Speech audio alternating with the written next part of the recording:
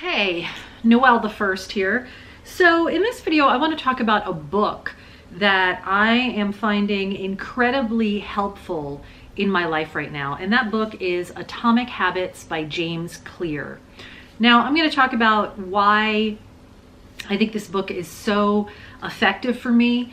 And I'm going to talk about how it encouraged me and inspired me to make some changes in my life. Things that are working as a result of this book, and things that I'm still trying to work on using the philosophy and advice from this book. So if that interests you, go ahead and hit the subscribe button, like this video, and share it with your friends. Thanks so much. Okay, so Atomic Habits by James Clear. This book, I think I discovered it in the fall of last year, and I started reading a sample of it, and I was just hooked.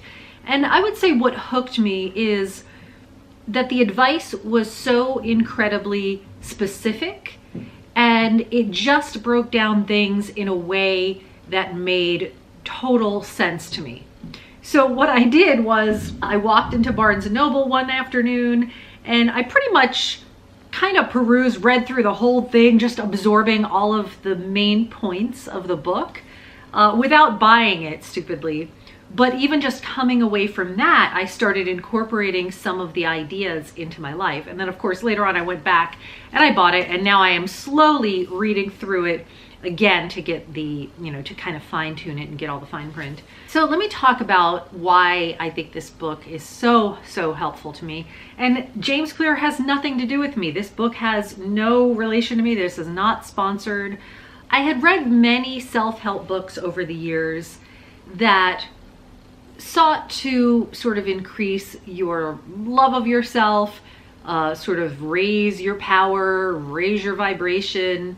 But I was really just looking for a book to give me practical advice about how to structure my life.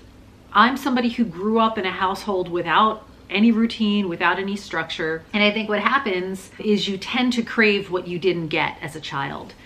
And so I see how my lack of structure and the fact that I'm an entrepreneur and I run my own business, it negatively affects me. I find it very hard to get things done because I'm not good at creating a routine for myself. And this book is really about breaking down your goals into what are the habits, what are the things you need to be doing every day that will sort of organically achieve those goals. But on a very micro level, trying to get rid of things that make it very hard for you to create a good habit, and also encourage things in your environment to help encourage good habits. So I'm gonna read right from his book here. He talks about how habits and the creation of habits can be broken down into 4 different parts. 1 is the cue, 2 is the craving, 3 is the response, and 4 is the reward. So an example he gives in the book is your cue. Your phone buzzes with a new text message. Craving. Your craving is your curiosity peaks, right? You want to learn the contents of the message. The response is that you grab your phone and read the text. And the reward is that you satisfy your craving to read the message, right? Grabbing your phone becomes associated with your phone buzzing. It's just a natural habit to always pick up your phone to see what message is there. Now, just taking that alone, right? For many people, that's a distraction, right? So we want to evaluate in our lives, where are there cues that are not serving us? Cues that create a habit that are not serving us. Having donuts, around, and we're gonna just eat them all in a week, and we don't want to be eating sugar. I had a dumb one, but I conquered it using the techniques in this book. So my example is, I would always run out of paper towels, and for some reason I'd be like, oh, okay, when I'm passing Trader Joe's or wherever, I'll go pick up some paper towels and also toilet paper. And sometimes it would just, I kept forgetting, like, oh God, I gotta get paper towels. So taking the advice from this book, he says, if you want to create a good habit using those parts, the cue, make it obvious. The craving, make it attractive. The response, make it easy. and the reward make it satisfying. Okay, so this is a really, really simple thing that I did, but it just gives you one small example of how to apply what's in this book to your life. So I'd always run out of paper towels, and I'd always forget, you know, on my way home to pick them up. Or I'd be in the house and just kind of, because I wasn't using them immediately, I would just kind of forget as I'm leaving the house to make a mental note of going to buy paper towels. So what I did, I bought an aesthetically pleasing basket that is sitting atop my wardrobe.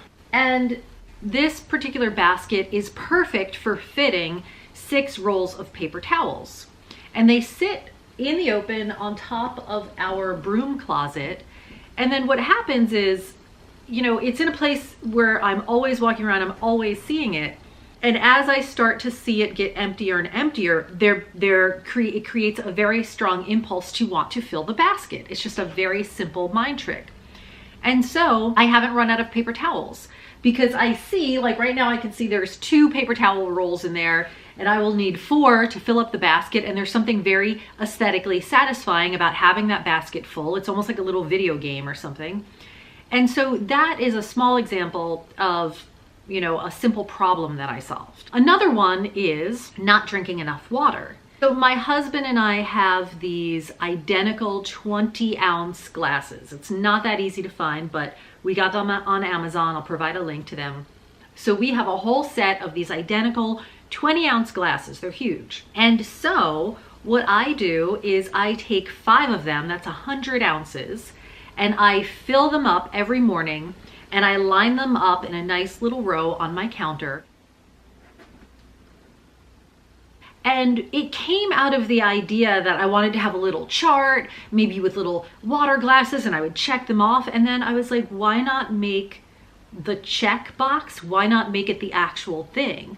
So when I see these 5 glasses of water sitting on my counter, every time I walk by one, I just pick it up and I start drinking it, and I carry it to what I'm doing. Now, granted, I understand I work from home, so this is not a technique that would work for everybody, but it works really, really well for me. And there is something aesthetically pleasing about seeing these 5 glasses of water. So it is attractive, and it's certainly obvious, because every time I walk by, which I do every day, I see it, and it's almost like a marathon runner. As I'm going about my day, I see the water, I just grab a glass. I don't even have to think, oh, I'm gonna go refill my glass and go to the refrigerator. No, I've got another glass right there, and I just pick it up and I drink it. So when I line my glasses out, I am properly hydrated all day long. And in fact, I'd say I might even drink more than 100 ounces of water, because it's just so easy to do it. I don't even have to think about it. And that is the ideal. That is the best kind of habit. So those are 2 little simple examples. And of course, I'm using this book and applying it to my life in terms of my career, in terms of, you know, also my health and wellness. And, you know, I'll be kind of updating you with other habits and other successes or other challenges that I've had. But I highly recommend this book. If you have read it, I would love to hear maybe some habits that you were able to incorporate into your life and your techniques. So, tiny changes, remarkable results. Thank you, James Clear. I hope if you do pick this book up, you enjoy it. And again, I would love to know in the comments, you know, how it's affected your life. But anyway, if you like this video, give it a thumbs up. Feel free to share it. And I would love for you to be a subscriber. So thanks so much. Bye.